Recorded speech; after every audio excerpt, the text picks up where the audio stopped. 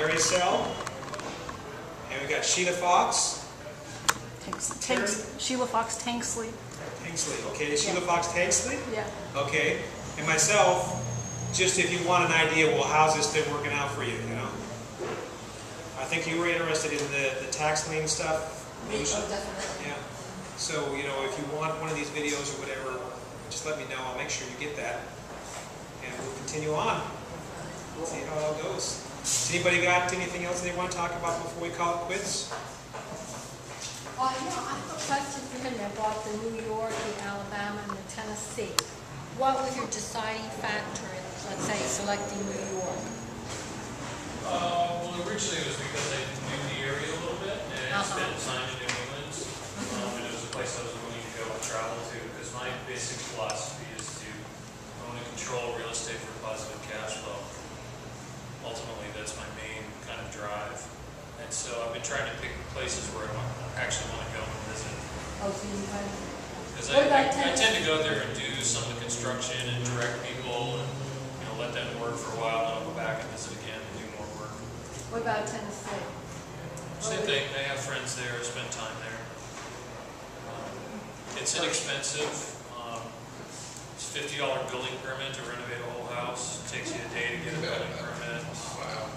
You know, it's like wide open. It's just the crazy regulations that you have here.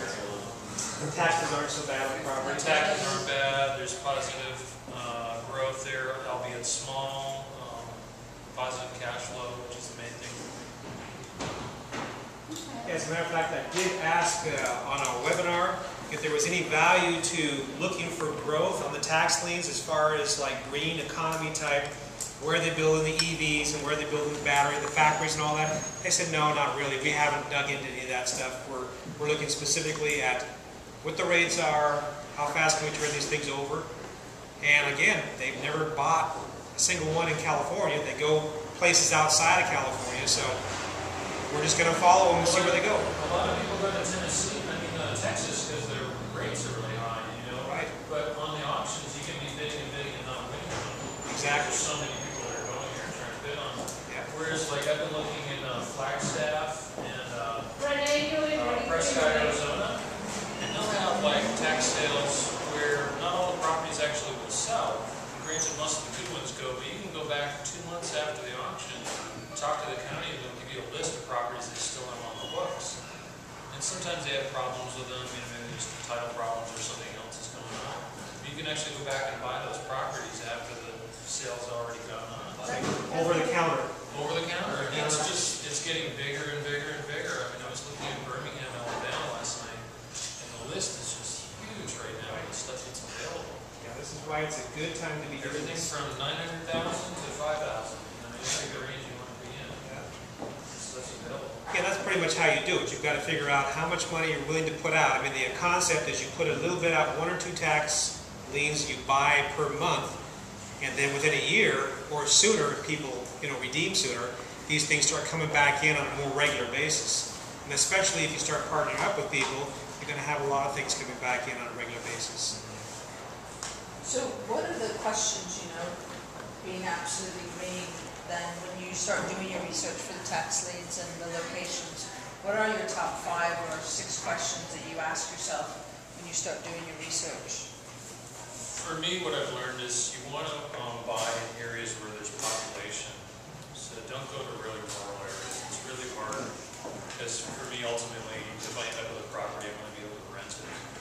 So if it's got a population of 100,000, that's kind of good. You can look at the demographics in the area. One of the big ones for me is do I actually want to go and spend time here? I consider my time very valuable, and so if I'm going to be doing something, I want to be able to enjoy what I'm doing.